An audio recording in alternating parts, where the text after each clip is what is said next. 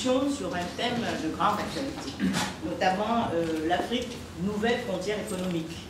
Comme vous avez bien souligné, le programme concerne un certain nombre de pays et ce n'est pas le francophone que je suis qui ne dira pas sa déception, puisque pour l'essentiel, le programme concerne les pays anglophones. Mais en tout état de cause, ce qui est intéressant, c'est le fait de...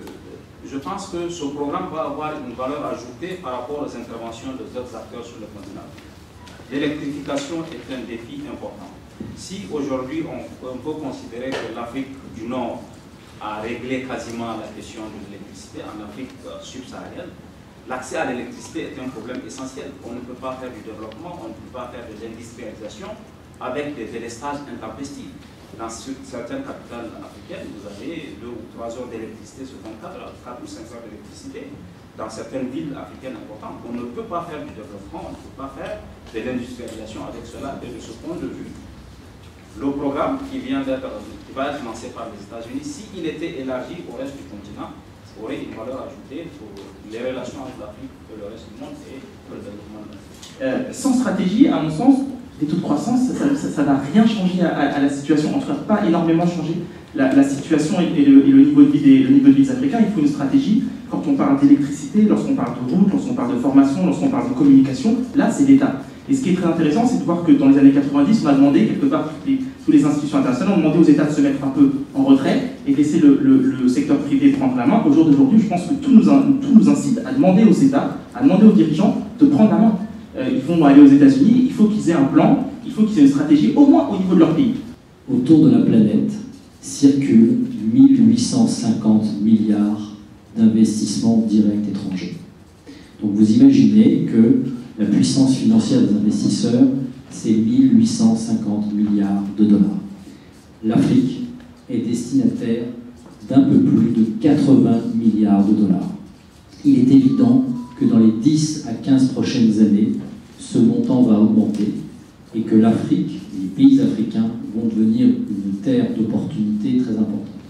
Et le point qui a été soulevé fort opportunément par Dogan, qui voulait un peu déflorer, mais c'était très bien, merci beaucoup pour la perche, c'est la question, effectivement, c'est est-ce que les Africains vont être souverains et maîtres de ces investissements et vont-ils en profiter? Et cette conférence, nous avons voulu la faire en prélude du futur sommet USA-Africa Leaders à Washington, 5-6 août, à l'invitation du président Obama.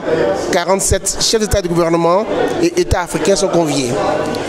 Quelle était et quelle chance pour nous, ici en diaspora, et représentant les PME africaines, de faire le déplacement de Washington pour apporter en off auprès des délégations une expertise sur la levée de fonds, sur le financement des PME, sur la croissance inclusive et la création d'emplois. Ça a été cet après-midi, 16 juillet, pendant 4 heures, un échange avec une centaine de participants autour des questions liées au retour des États-Unis face aux Chinois, aux Indiens, aux Turcs, à l'Union européenne. Et puis une autre question sur le devenir de l'Afrique elle-même. Comment l'Afrique peut prendre en main son développement. Comment le temps de l'Afrique doit être le temps des Africains. Parce qu'il se peut que le temps d'Afrique se fasse sans les Africains. Et nos débats ont tourné autour de la question du que doivent faire les États. Comment les pays doivent se structurer, avoir des véritables États. Comment les fonds souverains, la manne des devises, gérée, tirée de l'exploitation de matières premières, doit permettre de revitaliser le pays en matière d'éducation, de santé, d'infrastructure.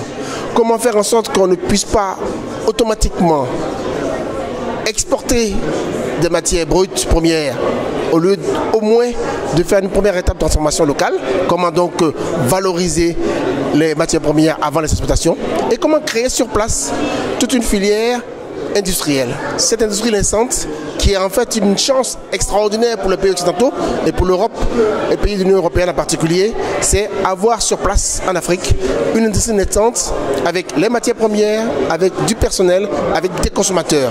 Pour devenir l'usine du monde, l'Afrique doit s'adapter.